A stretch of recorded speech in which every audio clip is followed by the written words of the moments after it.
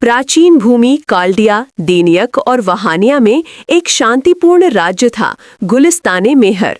ये राज्य केवल अपनी सुंदरता के लिए नहीं, बल्कि अपनी अद्भुत सामंजस्य के लिए प्रसिद्ध था। यहाँ हवा नरम चलती थी, पानी एकदम साफ था और फूलों की खुशबू में जैसे कोई छुपा हुआ जादू घुला होता था। राजमहल के पीछे एक रहस्यमयी जंगल था और उसके मध्य में एक प्रकाशमान दैत्याकार वृक्ष उगता था, जो किसी भी लिखित इतिहास से भी पुराना था। लोग उसे कहते थे सरमाया वृक्ष, आशीर्वाद का वृक्ष। किंवदंतियां फुसफुसाती थीं कि ये वृक्ष अपना असली सामर्थ्य केवल उन्हीं को दिखाता है जिनके इरादे निर्मल हों, और ये पूरे साम्राज्य की किस्मत एक रात में बदल सकता था। इसी जादुई भूमि में रहती थी राजकुमारी अलीफा मेहर, उन्निसा, जो केवल सुग्रेसफुल ही नहीं बल्कि असाधारण रूप से चतुर भी थी। वो गुप्त रूप से राजसभा की जासूस के तौर पर प्रशिक्षित थी, हाव भाव पढ़ने में, संकेतों का अर्थ समझने में और झूठ की तहों में छुपे सच को उजागर करने में माहिर। शाही उत्सव खत्म होते ही वो अक्सर अपनी बालकनी में बैठ जाती और उस चमकते जंगल को देखती, सोचते हुए उस प्राचीन वृक्ष के भीतर कौन सा रहस्य छुपा है। उसका प्रिय स्थान था पुराना वेधशाला पुस्तकालय, एक ऊंचा टावर टूटी ईंटों से बना, जिस पर चमेली की बेलें लिपटी हुई थीं। चांदी की लालटेनें दीवारों पर टंगी रहती और धूल भरे ग्रंथों पर नरम रोशनी बिखेरती। प्राचीन कागज और धूप की महक वहां समय को सांस लेते हुए महसूस कराती थी। वो भूली हुई दंतकथाएं, विचित्र भविष्यवाणियां और वो विज्ञान पढ़ती जिसे दुनिया पहचान भी नहीं पाती थी।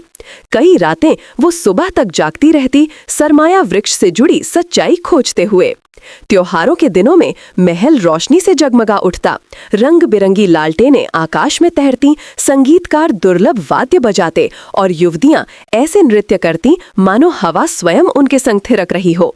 राजकुमारी अलीफा भी हंसती, गाती और उत्सव में शामिल होती, पर उसकी निगाहें बीच बीच में फिर उसी जंगल की ओर खिंच जाती। रात में वो चांद से अपनी बातें करती, उसे अपना निःशब्द रक्षक मानते हुए। मेरे लोगों की रक्षा करना, वो धीमे स्वर में कहती, और उस रहस्य की भी जिसे एक दिन मुझे खुद उजागर करना होगा। लेकिन भाग्य हमेशा चुप नहीं रहता। एक दिन खबर बिजली की तरह फैली, राज्य पर भयंकर संकट आने वाला था। सुबह होने से पहले ही काले बादल गुलिस्ताने मेहर के ऊपर मंडराने लगे, पर बारिश नहीं हुई, सिर्फ भारी कटु खामोशी। किसान महल के द्वारों पर पहुंचे, सूखी फसलें हाथ में उठाए। जमीन कांच की तरह फट चुकी थी, नदियां धूल की लकीरों में बदल गई थीं, कुएं सूख गए, हवा सूखी थी और लोगों की आंखों से उम्मीद गायब हो रही थी। राजकुमारी अलीफा एक एक किसान की बात ध्यान से सुनती, उन्हें दिलासा देती, लेकिन उसके दिल में कसाव बढ़ता जा रहा था, जैसे धरती खुद उससे मदद की गुहार लगा रही हो। वो अपनी बालकनी में लौटी और पहली बार चांद उसे रक्षक जैसा नहीं लगा, वो अदृश्य बादलों में कांपता नजर आया। उसी समय महल के गलियारों में तेज दस्तक गूंजी। पहरेदारों ने द्वार खोला। सामने खड़ी थी एक बूढ़ी औरत फटे वस्त्रों में, जिसका चोगा जंगल की धूल और पत्तों से भरा हुआ था। उसके बाल चांदी जैसे, मगर आंखें अग्नि की तरह तेज। वो सीधे राजकुमारी को देखकर कर्कश आवाज में बोली, सरमाया वृक्ष मर रहा है। सभा में सन्नाटा छा गया, पर अलीफा आगे बढ़ी और दृढ़ता से बोली, स्पष्ट कहिए। बूढ़ी औरत ने अपनी लकड़ी की छड़ी उठाई। केवल वही इसे जगा सकता है जिसके हृदय में सत्य हो। यदि तुम असफल हुई तो तुम्हारा साम्राज्य रेत बन जाएगा। अलीफा समझ गई, भाग्य अब उसके द्वार पर दस्तक दे चुका था। उसने तुरंत निर्णय लिया, मैं अकेले जंगल में जाऊंगी। सलाहकार चिल्लाया, ये रिस्की है, वहां भेड़िए पहरा देते हैं और स्वयं वृक्ष मन की परीक्षा लेता है।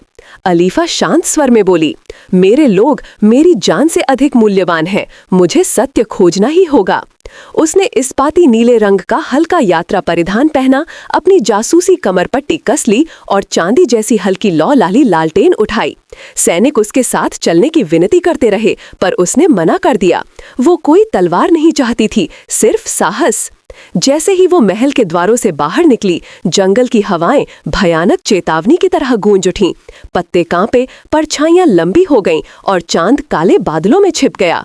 पर अलीफा बिना रुके आगे बढ़ती रही, कदम दर कदम अज्ञात की गहराइयों की ओर। अब सवाल था, जंगल में कौन सा खतरा उसका इंतजार कर रहा था और कौन उसे छाया से देखते हुए उसके आने की प्रतीक्षा कर रहा था। यात्रा की असली शुरुआत अब हुई थी। स्वर्ण पंखों वाली मार्गदर्शिका। जंगल जीवित सा महसूस हो रहा था, मानो वो सांस ले रहा हो। शाखाएं टेढ़ी होकर राक्षसी भुजाओं जैसी मुड़ रही थीं। उसकी लालटेन भयानक रोशनी में चमक उठी। पेड़ों की जड़ों में पन्ना सी चमक वाले फफूंद और लताएं छिलमिलाने लगीं। हर कदम पर सूखे पत्तों की चरमराहट कानों में फुसफुसाहट जैसी लग रही थी। अचानक पेड़ों के बीच एक चमकती चिंगारी फूटी, जैसे कोई तारा धरती पर आ गया हो। वो चिंगारी घूमती हुई सुनहरी रोशनी के गोले में बदल गई। उससे एक परी प्रकट हुई, जिसके पंख सूरज के लहरों की तरह दमक रहे थे और बाल पिघले हुए सोने जैसे बह रहे थे। उसकी आंखें सदियों के रहस्यों से भरी थीं। साहस की राजकुमारी, वो बोली, उसकी आवाज पानी के बीच बहते संगीत जैसी। सरमाया वृक्ष तक पहुंचने के लिए एक चीज तुम्हें आवश्यक है। मेरी खोई हुई चंद्रदंड को ढूंढो, जो इसी जंगल में छिपा है। तभी तुम शाप तोड़ पाओगी। अलीफा ने सम्मानपूर्वक झुककर कहा, अपने लोगों के लिए मैं उसे अवश्य ढूंढूंगी। इससे पहले कि वो और कुछ पूछ पाती, परी सुनहरी धूल में विलीन हो गई और जंगल और भी अंधकारमय हो गया। अलीफा ने लालटेन को कसकर पकड़ा। अब उसके पास एक मिशन था और वापसी का कोई मार्ग नहीं। तभी झाड़ियों में हल्की सरसराहट हुई। एक विचित्र पक्षी शाखा पर बैठा। उसके पंख रंगीन कांच जैसी चमक लिए थे और उसकी आंखें बुद्धिमत्ता से भरी हुई थीं। उसने मधुर पर स्पष्ट आवाज में कहा, राजकुमारी अलीफा, मैं जानता हूँ तुम कौन हो और ये भी कि परी ने तुम्हारा परीक्षण क्यों किया। अलीफा ने शांत भाव से पूछा, क्या तुम मेरी मदद करोगे चंद्रदंड खोजने में? पक्षी ने हल्का झुककर कहा, मदद करूंगा, किंतु बदले में तुम भी मेरी सहायता करोगी। वो उड़ पड़ा, पीछे चमकती चिंगारियां छोड़ते हुए। अलीफा उसके पीछे पीछे चल दी। उसे समझ आ गया, इस जंगल में हर प्राणी का एक उद्देश्य है, चाहे वो मित्र हो या छलिया। जैसे जैसे वो पक्षी का पीछा करती गई, जंगल और अजीब होता गया। अब सवाल था, वो पक्षी उससे कैसी मदद मांगेगा और चंद्रदंड आखिर कौन सा रहस्य खोलने वाला था। सच्चाई अलीफा की कल्पना से कहीं अधिक शक्तिशाली थी। चंद्र ज्योति का दंड। पक्षी अलीफा को एक ऐसे स्थान पर ले आया जहां आचीन वृक्षों ने एक घेरा बना रखा था। जमीन सोने की धूल जैसे कणों से झिलमिला रही थी, मानो उसके भीतर छोटे छोटे तारे सो रहे हों। बीच में एक भारी पत्थर रखा था, जिस पर अनजान प्रतीक खुदे थे। उसकी दरारों से हल्की नीली रोशनी फूट रही थी। पक्षी बोला, चंद्रदंड इसी पत्थर के नीचे सो रहा है। इसे उठाने के लिए बल नहीं, विश्वास चाहिए। अलीफा ने धीरे से दोनों हाथ पत्थर पर रखे। उसने धक्का नहीं दिया। उसने अपनी आंखें बंद कर लीं। उसे किसानों की पीड़ा याद आई, सूखी धरती, कांपती हुई आवाजें। उसके हृदय में सहानुभूति उमड़ आई, इच्छा नहीं, करुणा। उसकी वार्म आंसू पत्थर पर गिर पड़े, कमजोरी से नहीं, प्रेम से। पत्थर कांप उठा। अचानक प्रकाश ने झरने की तरह फूटकर आसमान को भर दिया। उस रोशनी से एक सुंदर चंद्रदंड उभरा, चांद की कटोरी जैसा घुमावदार, चांदी सोने की आभा लिए चमकता हुआ। जैसे ही अलीफा ने उसे छुआ, पूरे जंगल में चिंगारियां फूट गईं। दूर के वृक्ष रानी के सामने झुकते प्रतीत हुए। उसी क्षण स्वर्ण परी पुनः प्रकट हुई, इस बार मुकम्मल रूप में, उसके पंख सुबह के सूरज से भी उज्जवल। तुमने मेरी परीक्षा पार कर ली राजकुमारी अलीफा, वो बोली। ये दंड विनाश की शक्ति नहीं रखता, ये सत्य दिखाता है और भाग्य का द्वार खोलता है। फिर परी ने अलीफा के हाथ में सूर्य सोने की चमक वाली अंगूठी रखी। इसे धारण करो, ये तुम्हें सरमाया वृक्ष तक सही मार्ग दिखाएगी। पर याद रखना, एक बार मार्ग पर चल पड़ी तो पीछे मुड़ना संभव नहीं होगा।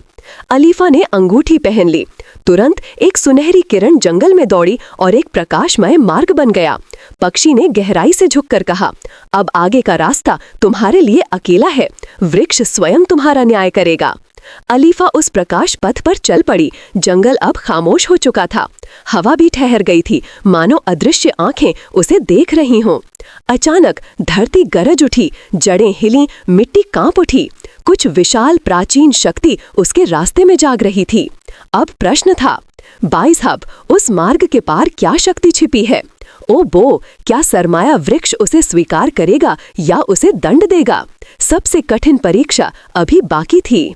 यदि आप चाहें तो मैं इस कहानी के हिंदी